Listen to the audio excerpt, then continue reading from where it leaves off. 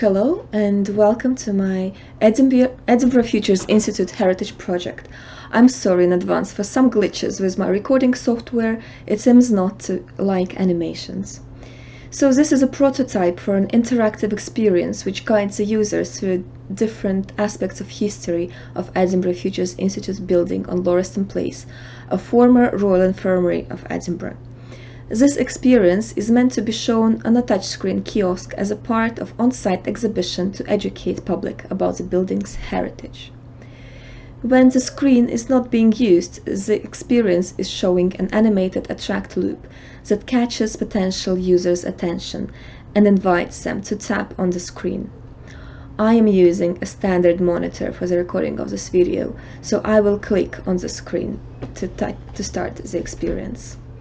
And the first thing users see is a home page with a menu containing 3 categories of the historical information. Each category holds interactive and lightly animated slideshows holding information about various aspects of history of the building. Let's have a look at the user interface organization. To close the category and return to a home page, user can tap on a close icon or home icon. Top menu, that I call the primary menu, shows us kind of names of the slideshows that belong to this category, as well as a secondary menu with the name for each slide. And each item of both menus are also clickable. Secondary menu has an additional function of a progress bar, so user knows where they are at any given moment.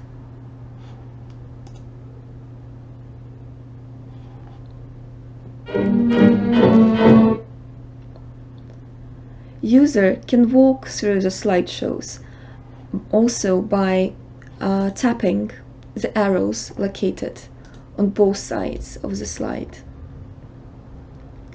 Since I was using a free Intuiface edition, I had to work around this purple watermark, so I decided to put my so-called meta menu here. So this menu allows user to see information about the project, as well as copyright information about each image used. And there are over 100 of images in this project. By the way, here is an example of the original report used as a base for this experience. It does contain 23 images and basically a lot of text that was enriched with various multimedia materials. So I won't be able to walk through all the slides of the experience as it will take a long time, but let's have a look at a few typical ones. So these 5 slideshows have a similar structure, while museum category provides more interactive pages. So a typical slide would have some text and an image next to it. Icons, such as this one, are showing a user clues how he can interact with the content. For example, here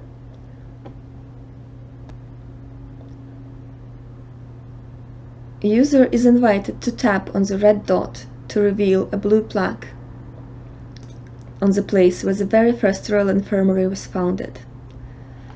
Next slide presents a Royal Charter. All images on the page are interactive and can be changed in size with the zoom in and zoom out touch gestures.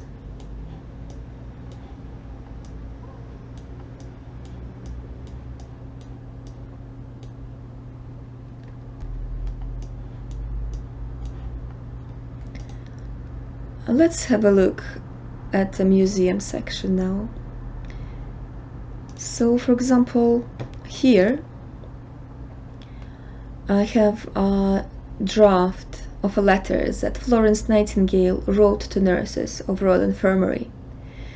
First, the slide also contains clues how user can interact with the content. Letter can be taken out of the envelope and user can flick through the embedded PDF. And here is also a little hidden Easter egg, a packet of mustard plaster that can be spotted by an attentive user. Similar approach is used on this slide.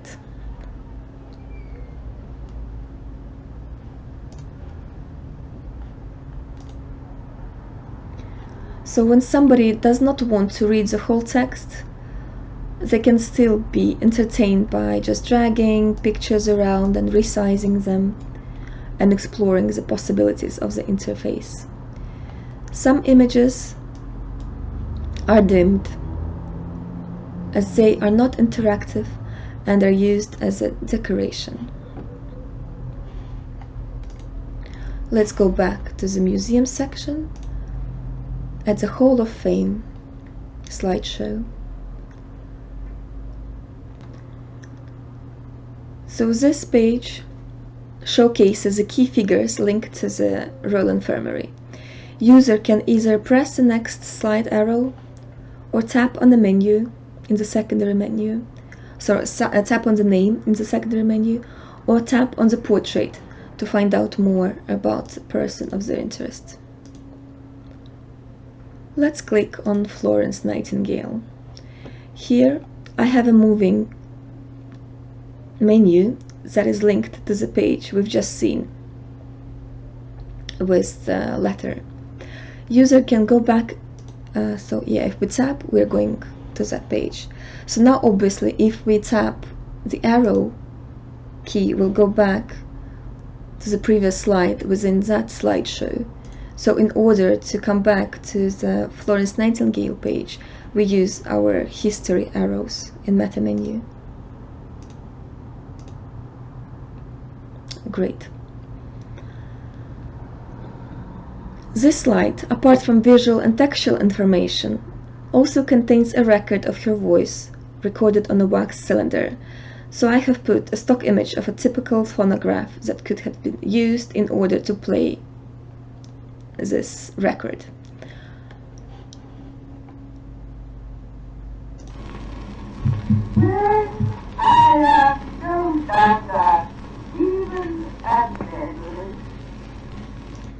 So once the file is played, this transcription is shown because the record is quite old and it's hard to decipher.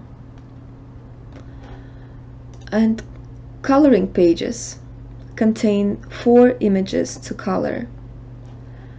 Once colored, image might be sent to the user's email. So it's like a finger painting where user can pick different colors.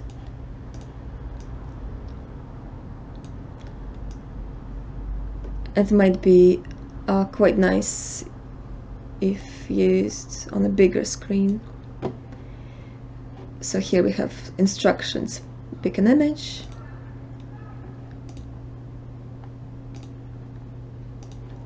color one in, and that image will be sent to the email entered here. So sliding keyboard arrives. I'll just send it to my email.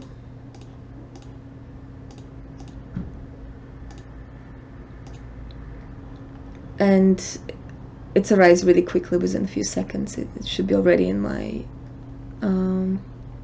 Gmail. So this experience is meant to be read non-linearly, and it holds so much information that it's hard to consume within one sitting. So a user can go back several times and find something new each time. So I was trying to make sure that each page contains some sort of interest in terms of design and content. Thank you, and I hope you like my work.